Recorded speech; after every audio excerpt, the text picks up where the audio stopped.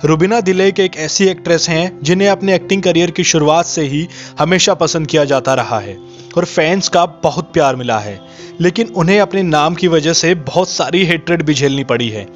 इसका रीजन जानने के लिए वीडियो को एंड तक जरूर देखें।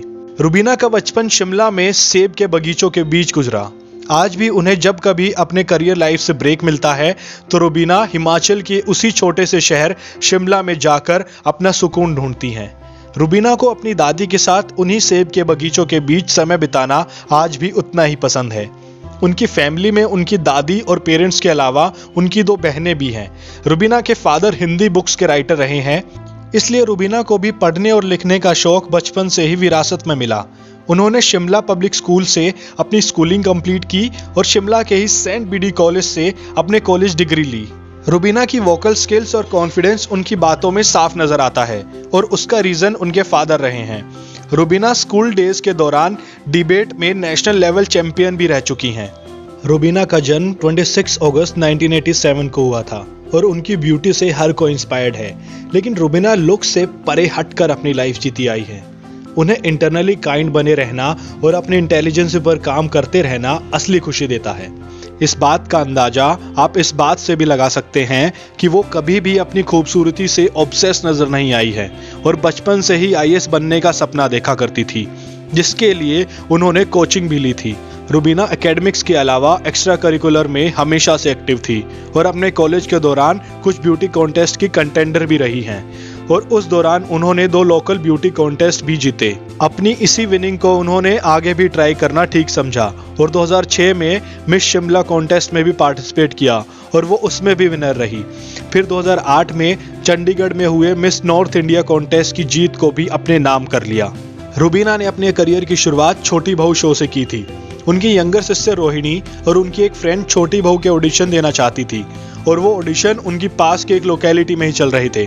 जब उन्होंने रुबीना को कंपनी देने के लिए पूछा तो वो भी टाइम पास करने के लिए साथ चली गई।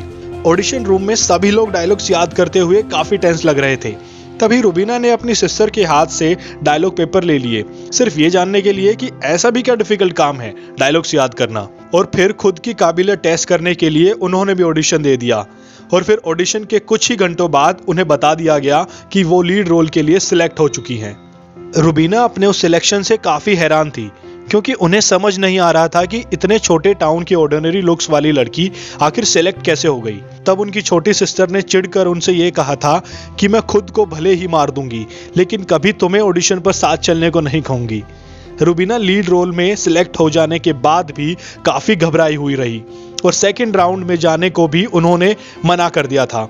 एक्टिंग का ख्याल भी तब उनके दिमाग में नहीं था और वो बस अपनी स्टडी कंप्लीट करना चाहती थी। रुबीना एक जॉइंट फैमिली से है और उन्हें अपने हर एक एक्शन का हर एक को जवाब देना पड़ता था। साथ ही उनके माँ पापा दोनों ही वेल एजुकेटेड रहे हैं, इसलिए वो भी रुबीना का स्ट्रॉन्ग एकेडमिक करियर देखना चाहते थे।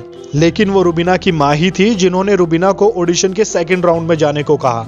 साथ ही पापा को भी मनाया और रुबीना को मुंबई भेज दिया। रुबीना के मुंबई आ जाने और शो ऑन एयर होने तक का सफर उनके लिए आसान नहीं रहा। एक्चुअली लीड रोल के लिए दूसरे फेसेस भी सिलेक्ट किए गए थे और मेकर्स ने ये डिसाइड करने के लिए कि रुबीना को राधिका का किरदार दिया जाए या पैरेलल लीड विशाखा का, ये सोचने में ही 5 महीने का टाइम ले लिया क्योंकि वो 5 महीने बिना कुछ कंफर्मेशन मिले घर से दूर अनजाने शहर में थी और उनकी पूरी पढ़ाई दांव पर लग चुकी थी।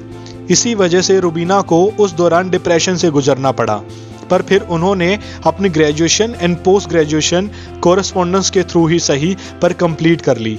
दरअसल लोगों का शो और करियर में अच्छा काम करने का मोटिव पैसा या फिर फेम पाना होता है, इसके लिए वो इतना हार्डवर्क तो कर ही लेते हैं। लेकिन रुबीना की सोच इस बात में बिल्कुल ही अलग है। रुबीना कहती हैं उनका हर दिन मोटिवेटेड रहने का रीजन शो से जुड़े वो सभी लोग हैं जो अपने घर चलाने के लिए रोज दिन रात मेहनत करते हैं। रुबीना ये मानती हैं कि अगर वो अपनी मेहनत से ऑडियंसेस का दिल जीत पाई तो उस शो से उन 200 लोगों का भी भला होगा जिनकी source of income he show की टीआरपी पर टिकी रहती है। और वो खुद को ग्रेटफुल मानती हैं कि इनडायरेक्टली ही सही पर वो अपनी एक्टिंग के जरिए दूसरों का भी भला कर पाती हैं। रुबीना की यही सोच उन्हें बाकी दूसरे सेलिब्रिटीज से अलग करती हैं। रुबीना कहती हैं कि वैसे टीवी शो में उन्होंने भले ही कितनी बार बहू के किरदारों के लिए सिंदूर लगाया हो, लेकिन अभिनव से शादी के बाद उन्हें इसकी असली अहमियत समझ आई और वो मानती हैं कि सिंदूर लगाने की कुछ अलग ही अहमियत होती है जो शादी के पहले समझ नहीं आ सकती। और अभी रुबीना बिग बॉस में बतौर कंटेस्टेंट अपने हस्बैंड के साथ आई हैं, बट स्टार्टिंग में उन्हें अकेले शो के लिए अप्रोच किया गया था। रुबीना को नहीं लगा था कि वो अकेले शो में सरवाइव भी कर पाएंगी, लेकिन अब एज अ कपल शो में आना भी वो एक बहुत बड़ी रिस्पॉन्सिबिलिटी मानती हैं, क्योंकि पब्लिक फिगर होने की वजह से यंग जनरेशन उन्हें देखकर काफ़ी कुछ अपनी लाइफ में उतारने की कोशिश कर सकती हैं। ऐसे में वो अपनी रिस्पॉन्सिबिलिटी अच्छे से निभाना चाहती हैं। रुबीना का नाम भी उनकी तरह बहुत खूबसूरत है, लेकिन अपने नाम की वजह से ही रुबीना को काफ़ी बार बहुत हेटरेट झेलनी पड़ी। एक्चुअली रुबीना के नाम की वजह से काफ़ी लोग उन्हें मुस्लिम समझते रहे, और चाहे देश में कुछ हो या पॉलिटिक्स में, हमेशा ही उनके नाम की वजह से ही उनको अपने ओपिनियन रखने को कहा जाता था। ऐसे ही एक इंसिडेंट के दौरान काफ़ी लोग उन्हें ईद मुबारक विश करने लगे।